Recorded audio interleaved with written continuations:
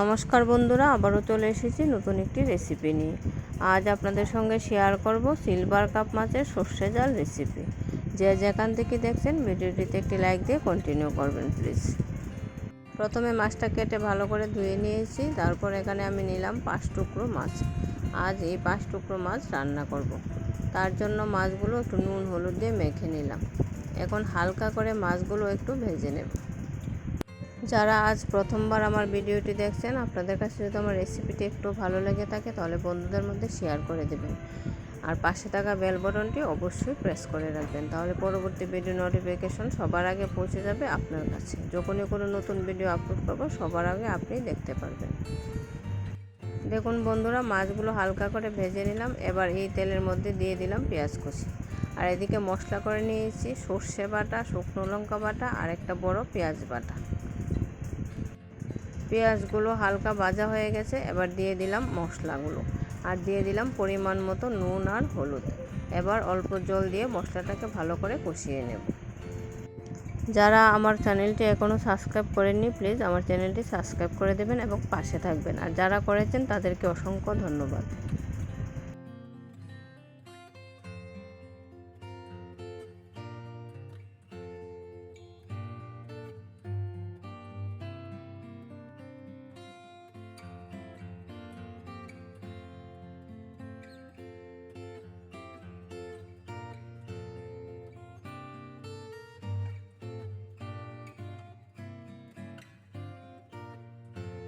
মাছের মশলাটা মোটামুটি কষানো হয়ে গেছে। এবার এর মধ্যে দিয়ে দিব ভেজে রাখা মাছগুলো দিয়ে আরেকটু মশলাটা ভালো করে কষিয়ে নেব।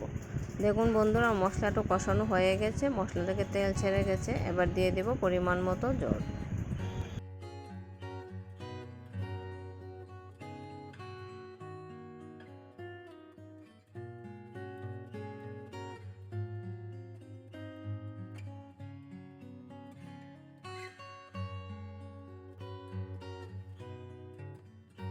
জলে বলক চলে এসেছে। এবার দিয়ে দিলাম 2টো কাঁচা লঙ্কা।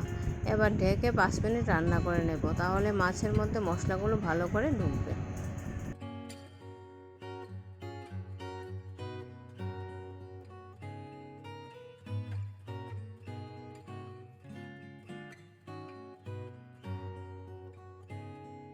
তৈরি হয়ে গেল আমার আজকের রেসিপি, সিলভার কাপ মাছের সর্ষে ডাল রেসিপি।